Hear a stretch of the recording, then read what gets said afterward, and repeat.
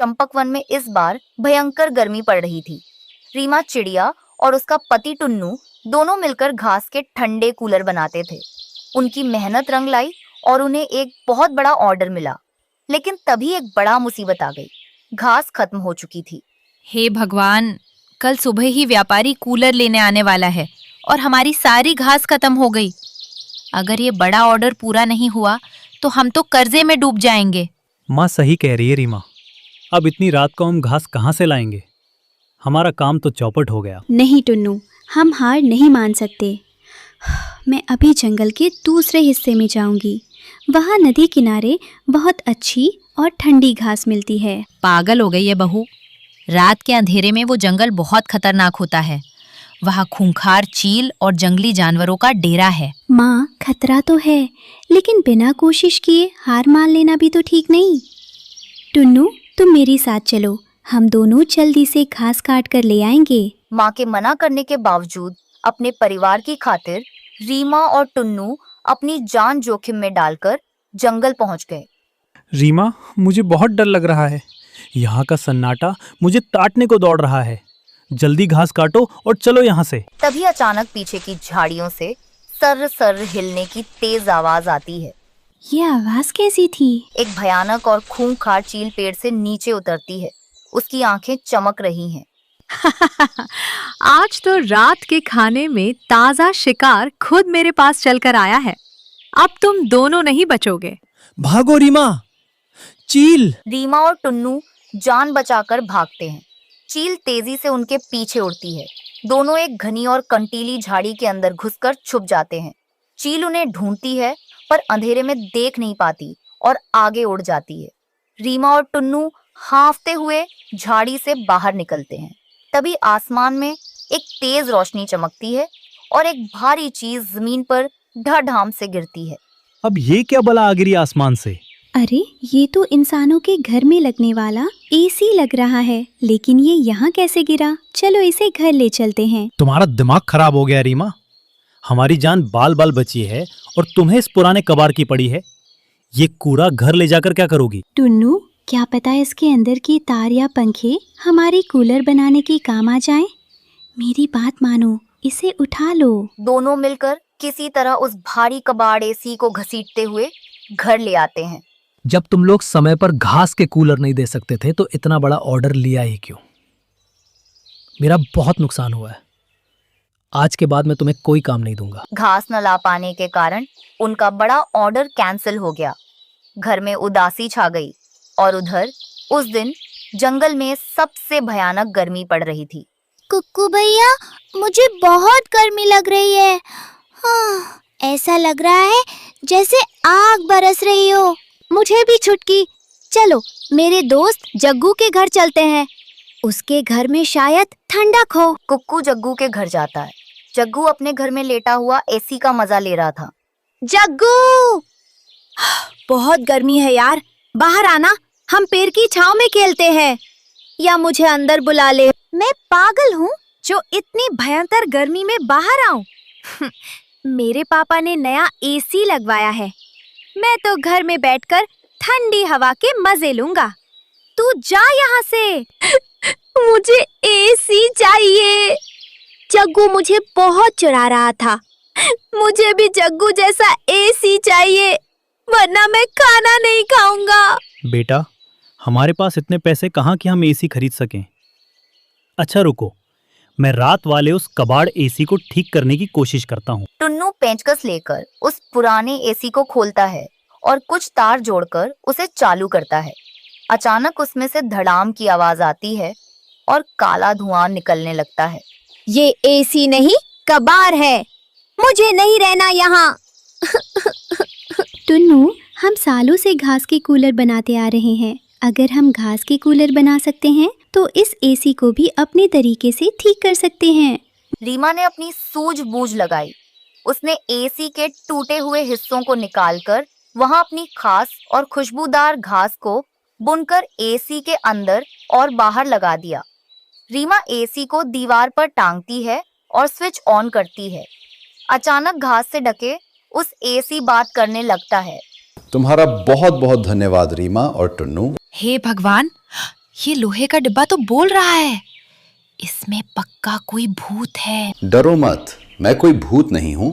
मैं परीलोक का एक जादुई एसी हूं।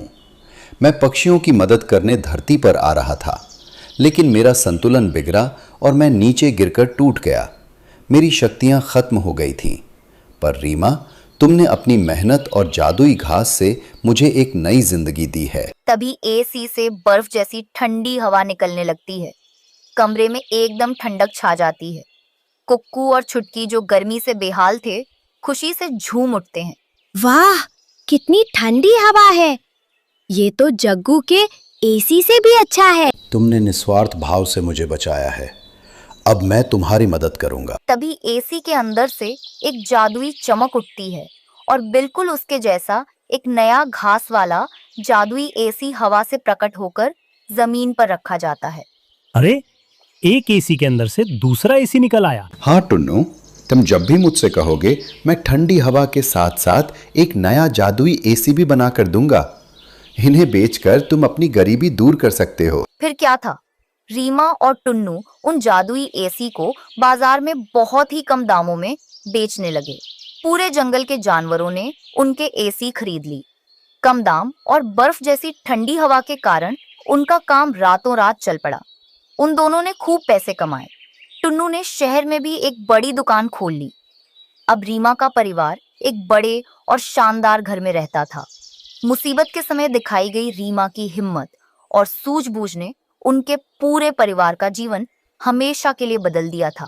जंगल के एक शोर शराबे वाले कोने में कालू कौवे की एक विशाल चॉकलेट फैक्ट्री थी। चारों तरफ मीठी खुशबू तो फैली रहती थी, पर वहां काम करने वाले मजदूरों की जिंदगी में कड़वाहट भरी थी। रीमा चिड़िया और उसका पति टुन्नू उसी फैक्ट्री में सुबह की पहली किरण से लेकर रात के अंधेरे तक काम करते थे। एक दिन फैक्ट्री की चिमनी से निकलता काला धुआं बादलों से मिल रहा था। रीमा के पंख थकान से टूट रहे थे। उसने पसीना पोंछते हुए टुन्नू की ओर देखा। टुन्नू जी, अब और नहीं सहा जाता। देखिए ना, हमारी पगार इतनी कम है कि महीने के आखिरी 10 दिन हम आधा पेट खाकर गुजारते हैं। गुड़िया का स्कूल का जूता फट गया है, चुटकी की किताबें लानी है और छोटी चुन्नी को तो दूध भी नसीब नहीं होता। जानता हूँ रीमा, पर कालू मालिक बहुत सख्त है। उसे बस अपने मुनाफे से मतलब है। नहीं, आज हमें बात करनी ही होगी। हम सालों से यहाँ वफादारी से काम कर रहे हैं। हमारा हक है कि हम अपनी मेहनत का सही दाम मांगे। काम खत्म होने के बाद जब बाकी पक्षी घर लौट रहे थे, रीमा और टुन्नू कालू कौवे के आलीशान दफ्तर में पहुंचे। कालू अपनी मखमली कुर्सी पर बैठा सोने की चेन से खेल रहा था। मालिक नमस्ते, हमें आपसे कुछ विनती करनी थी। हम बहुत सालों से आपकी इस फैक्ट्री को अपना समझकर सींच रहे हैं, लेकिन अब महंगाई इतनी बढ़ गई है कि घर चलाना मुश्किल हो गया है। हमारे 3 बच्चे हैं, उनका भविष्य आपके हाथ में है। कृपया हमारी सैलरी थोड़ी बढ़ा दीजिए। कालू कौवा रीमा की बात सुनकर मन ही मन मुस्कुराया। वह जानता था कि ये दोनों फैक्ट्री की जान है। अगर ये चले गए तो चॉकलेट की क्वालिटी गिर जाएगी। पर वह स्वभाव से बेहद कंजूस और चालाक था। अरे भाई टुन्नू, तुम तो समझदार हो। देखो, अभी शहर से ऑर्डर कम आ रहे हैं, कच्चा माल महंगा हो गया है। मैं तो खुद घाटे में चल रहा हूँ और तुम सैलरी बढ़ाने की बात कर रहे हो। ये लो 2 चॉकलेट, बच्चों को दे देना।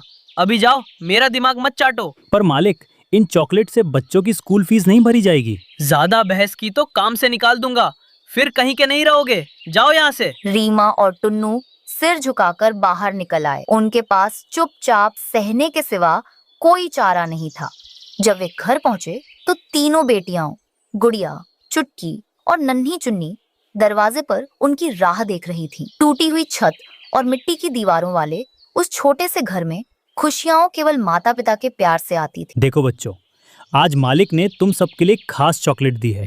पिताजी, क्या आप हमारे लिए खिलौने भी लाओगे? हाँ बेटा, जब पिताजी को बड़ी पगार मिलेगी तो हम तुम्हें ढेर सारे खिलौने और नए कपड़े दिलाएंगे। उस रात रीमा और टुन्नू भूखे पेट सो गए ताकि बच्चे पेट भर सकें। वे नहीं जानते थे कि यह उनके जीवन की आखिरी सुखद रात। अगले दिन सुबह से ही आसमान का मिजाज बिगड़ा हुआ था। दोपहर होते होते घना अंधेरा छा गया और जंगल में ऐसी बारिश शुरू हुई जैसी सालों से नहीं देखी गई थी। फैक्ट्री में काम खत्म करके रीमा और टुन्नू भीगते हुए घर की ओर भाग रहे थे। कुदरत जब अपना रौद्र रूप दिखाती है तो वह यह नहीं देखती कि सामने कौन है। उस दिन बिजली केवल कड़की नहीं थी, वह एक परिवार को उजाड़ने के लिए गिरी थी। एक जोरदार गर्जना हुई कड़ाक और आसमानी बिजली सीधे उस रास्ते पर गिरी जहां रीमा और टुन्नू दौड़ रहे थे। पलक झपकते ही दोनों की सांसें थम गईं। जंगल का सन्नाटा उनकी मौत का गवाह बना। इधर घर में तीनों बहनें डर के मारे एक दूसरे से लिपटी हुई थीं। तभी दरवाजे पर जोर की दस्तक हुई। उन्हें लगा शायद माता पिता आ गए। छुटकी, माँ और पिताजी अभी तक क्यों नहीं आए? मुझे बहुत डर लग रहा है। पर बाहर बेरहम मकान मालिक चील खड़ा था। तुम्हारे माँ बाप मर गए और पिछले 2 महीने का किराया भी बाकी है। अब इस घर में रहने का कोई हक नहीं है तुम्हें। चलो दफा हो जाओ यहाँ से। पर चाचा, इतनी बारिश में हम कहाँ जाएंगे? हमें थोड़े दिन रहने दीजिए। मुझे कहानी मत सुनाओ, निकलो बाहर। चील ने उन्हें धक्के मारकर बाहर निकाल दिया। तीनों बहनें बारिश में भीगती हुई सड़क पर रो रही थीं। सर्दी से उनके पंख कांप रहे थे। उन्हें रास्ते में एक बड़ी सीमेंट की पाइपलाइन दिखाई दी। वे उसी के अंदर दुबक कर बैठ गईं। दीदी, भूख लगी है, पेट में दर्द हो रहा है। वह दृश्य पत्थर को भी रुला देने वाला था। नन्ही चुन्नी उस खाली कवर को ही चाटने लगी, इस उम्मीद में कि शायद उस पर चिपकी थोड़ी सी मिठास उसकी भूख मिटा दे। तभी पाइपलाइन में पानी का स्तर बढ़ने लगा। जल्दी भागो, यहाँ पानी भर रहा है, हम डूब जाएंगे। वे तीनों फिर से बारिश में भागने लगी। भागते भागते वे जंगल के उस हिस्से में पहुंच गईं जहां कोई परिंदा भी नहीं जाता था। वहां की झाड़ियां कंटीली थी। अचानक झाड़ियों के पार से एक अद्भुत चमक दिखाई दी। जब वे पास पहुंची तो वे अपनी आंखों पर यकीन नहीं कर पा रही थीं। वहां एक घर खड़ा था जो पूरी तरह से चॉकलेट, कैंडी और शक्कर से बना था। दीवारें गहरे भूरे रंग की डार्क चॉकलेट की थीं। घर के चारों ओर रंग बिरंगे जेम्स के पत्थर बिखरे थे। क्या ये सच है?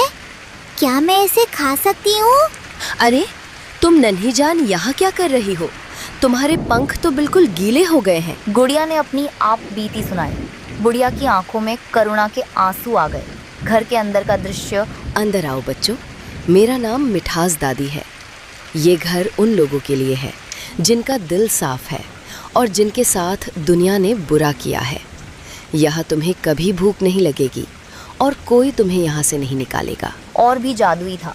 सोफे मार्शमैलो के बने थे और मेज पर हमेशा गरम कोको के प्याले सजे रहते थे। कुछ महीने बीत गए। तीनों बहनें अब स्वस्थ और खुश थीं। लेकिन एक दिन कालू कौवा अपनी नई फैक्ट्री के लिए जगह तलाशते हुए उस जादुई हिस्से में आ पहुंचा। उसकी नजर उस चॉकलेट घर पर पड़ी। उसने देखा कि अंदर वही 3 बहनें रह रही हैं। वह जबरदस्ती अंदर घुसने लगा। ओ तेरी, अगर मैं इस घर को तोड़कर इसके टुकड़े बाजार में बेचूं तो मैं दुनिया का सबसे अमीर कौवा बन जाऊंगा। चलो हटो यहाँ से, ये जमीन अब मेरी है। मैं यहाँ अपनी नई मशीनें लगाऊंगा। तभी मिठास दादी सामने आई। उनकी आंखों में एक अजीब सी शक्ति थी। कालू, तुमने इन बच्चों के माता पिता का हक मारा, तुमने इन्हें बेघर किया। आज भी तुम्हारा लालच कम नहीं हुआ? कालू ने दादी को धक्का देना चाहा, पर जैसे ही उसने दीवार को छुआ वह पिघलने लगी और कालू के पैरों को जकड़ लिया। देखते ही देखते कालू उस चॉकलेट के दलदल में फंस गया। कालू डर गया। ये घर जादुई है, यहाँ वही रह सकता है जो दूसरों की खुशी चाहता हो। तुम अब तब तक यहाँ से नहीं हिल पाओगे जब तक तुम अपनी सारी दौलत उन गरीब मजदूरों के नाम नहीं कर देते जिनका तुमने शोषण किया है। उसने रोते हुए एक कागज पर दस्तखत किए और अपनी सारी फैक्ट्री और धन उन अनाथ बच्चों और मजदूरों के नाम कर दिया। जैसे ही उसने यह किया वह आजाद तो हो गया, पर उसके पंख हमेशा के लिए चिपचिपे हो गए ताकि वह कभी शान से उड़ न सके। अब गुड़िया, चुटकी और चुन्नी उस चॉकलेट घर की संरक्षक बन गईं। उन्होंने उस जंगल को अनाथ बच्चों का स्वर्ग बना दिया। अब वहां कोई भूखा नहीं सोता था। रीमा और टुन्नू भले ही आज उनके साथ नहीं थे, पर उनका दिया हुआ संस्कार और ईमानदारी उन बच्चों के काम आई। जादुई घर की मिठास कभी कम नहीं हुई। माँ पिताजी, देखिए, आज हमारे पास घर भी है और हम दूसरों की मदद भी कर पा रहे हैं। क्योंकि वहां रहने वालों के दिलों में प्यार भरा था। और इस तरह गरीबी और अंधेरे से शुरू हुई वह कहानी रोशनी और मिठास के साथ हमेशा के लिए अमर हो गई। जंगल के सभी पक्षी बहुत परेशान थे। जंगल में गर्मी का मौसम चल रहा था, जिसके कारण भोजन कहीं भी आसानी से नहीं मिल रहा था। गर्मी इतनी थी कि जंगल के पक्षी दाना ढूंढने के चक्कर में गर्मी से बेहोश होकर नीचे गिर रहे थे। भूख के मारे अब पक्षी भोजन को लेकर आपस में लड़ने लगे थे। एक दाना देखकर तोता और कबूतर झगड़ पड़े। ये दाना मेरा है, मैं यहाँ पहले आया था। क्या कहा? मैं ये दाना कल देख के गया था। कल मुझे भूख नहीं थी, इसलिए मैंने सोचा कि मैं ये दाना आज खाऊंगा, और आज तुम आकर अपना हक जता रहे हो। तो तुम ये दाना खा के दिखाओ। तो तुम ये दाना खाकर दिखाओ। मेरा नाम भी कबूतर नहीं, अगर तुम्हारी ये बड़ी चोंच तोड़ कर ना रख दी। कबूतर और तोता आपस में लड़ने ही वाले थे कि तभी वहाँ रीमा चिड़िया आ जाती है। ये आप क्या कर रहे हैं? आप अच्छे दोस्त हैं और क्यों आपस में लड़ रहे हैं? दोस्ती का पता मुश्किल समय में ही तो चलता है। थोड़ा मुश्किल समय क्या आया, आपने आपस में लड़ाई शुरू कर दी। चिड़िया बहन, ठीक कहा आपने, हम गलत कर रहे थे। ये ले कबूतर, ये दाना आप खा ले, मैं कहीं और से ढूंढ लूँ। मुझे भी माफ कर दो मित्तू। चलो हम दोनों इसमें से आधा आधा करके खाते हैं। फिर चिड़िया उन दोनों में आधा आधा दाना बांट देती है और वे दोनों आधा आधा दाना खा लेते हैं। रीमा चिड़िया ने भी अपने लिए आज का भोजन ढूंढ लिया था। फिर वे सब अपने अपने घर को चले जाते हैं। मम्मा, आप फल खाएं, हम बाद में खाएंगे। बेटा, मैंने तो रास्ते में ही भोजन कर लिया था। ये फल मैं आपके लिए लाई हूँ, आप दोनों खा लें। हाँ, हमें सब पता है मम्मा, आप कल से भूखी है। ऐसा कहते हुए गुड़िया और कुकू आधा फल अपनी माँ की तरफ बढ़ाते हैं। मम्मा, हम थोड़ा थोड़ा फल खा लेते हैं। फिर रीमा और उसके बच्चे फल को आपस में बांटकर खाते हैं। फिर गुड़िया और कुकू और उनकी माँ सो जाते हैं। दूसरे दिन गुड़िया और कुकू किताब पढ़ रहे थे, जिसमें लिखा था कि घने जंगल में एक विशाल आम का पेड़ है। गुड़िया बहन, मुझे इस विशाल आम के पेड़ के पास जाना है और मीठे मीठे रसीले आम खाना है। हाँ कुकू, मुझे भी जाना है। चलो हम मम्मा से पूछते हैं और साथ में जाते हैं।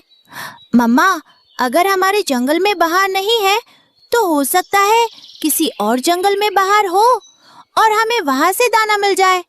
बेटा, हाँ, मगर हमें क्या पता कि इस समय बाहर कहाँ है और हमें दाना कहाँ से मिलेगा। हमने हमारे बुक में देखा है कि घने जंगल के बीच में एक आम का फल है, हम वहाँ जाएंगे। तो मम्मा, हमें कोशिश करनी चाहिए ना? हो सकता है कोशिश करने से हमें कहीं से फल मिल जाए। अगर कोई ऐसा नहीं करता तो हम करेंगे। मम्मा, अपने जंगल के पक्षियों के लिए हम ढूंढ लेंगे। अच्छा, ढूंढ लेना। दूसरे दिन चिड़िया नदी पर बैठी गोरी कौवी से कहती है, मेरे गुड़िया और कुकू भी आज दाना ढूंढने गए हुए हैं। ऐसे मौसम में तो हम बड़े पक्षियों को कुछ नहीं मिलता, फिर गुड़िया और कुकू को क्या मिलेगा? मगर गोरी कौवी और उनकी माँ यह नहीं जानती थीं कि गुड़िया और कुकू तो आज उड़ते उड़ते बहुत दूर घने जंगल में चले जाते हैं। वह वहाँ चले गए हैं जहाँ कोई भी पक्षी अभी तक नहीं गया था। वहाँ के पेड़ बहुत घने थे। गुड़िया और कुकू के लिए उड़ना बहुत मुश्किल था, मगर फिर भी वो पेड़ों से बच बच कर आहिस्ता आहिस्ता इधर उधर देखते हुए उड़े जा रहे थे। वह थोड़ा और आगे जाते हैं और फिर अचानक गुड़िया और कुकू को एक बड़ा पेड़ दिखाई देता है जिस पर कोई फल लगा हुआ था। इतने बड़े आम के पेड़ और उसमें लगे फलों को देखकर भाई बहन बहुत खुश हुए। हमने कर लिया गुड़िया बहन, हमने कर लिया। हमने सब पक्षियों की परेशानी का उपाय ढूंढ लिया। अब सारे पक्षी आम खाएंगे। हाँ कुकू, चलो अब हम खाना शुरू करते हैं। फिर गुड़िया और कुकू वहाँ बैठकर एक आम खाते हैं जो बहुत मीठा था, और गुड़िया और कुकू एक आम अपनी माँ के लिए तोड़कर वापस उड़ते हैं। वो बहुत तेजी से उड़ते हुए अपने घर पहुँचते हैं। मम्मा मम्मा, देखिए हम आपके लिए क्या लाए हैं। मुझे अपनी आंखों पर विश्वास नहीं हो रहा। आप दोनों ये आम कहाँ से ले आए हैं? मम्मा एक बार इसे खाकर देखे। ये आम बहुत रसीला है और हमने एक आम के पेड़ की खोज भी कर ली है जिस पर इस तरह के ढेर सारे आम लगे हुए हैं। फिर मान चिड़िया वह आम खा लेती है। रीमा चिड़िया अपने बच्चों को गले लगा लेती है। सच में बच्चों, ये आम तो बहुत स्वादिष्ट था। मेरे बच्चों ने तो बड़ा काम कर लिया है। फिर सुबह हो जाती है। गुड़िया और कुकू और रीमा चिड़िया दूसरे पक्षियों को साथ लेकर आम के विशाल पेड़ की तरफ जाते हैं। गुड़िया और कुकू तो आज ऐसे आगे आगे उड़ रहे थे जैसे वह सारे पक्षियों से बड़े हो, क्योंकि उन्होंने बहुत बड़ा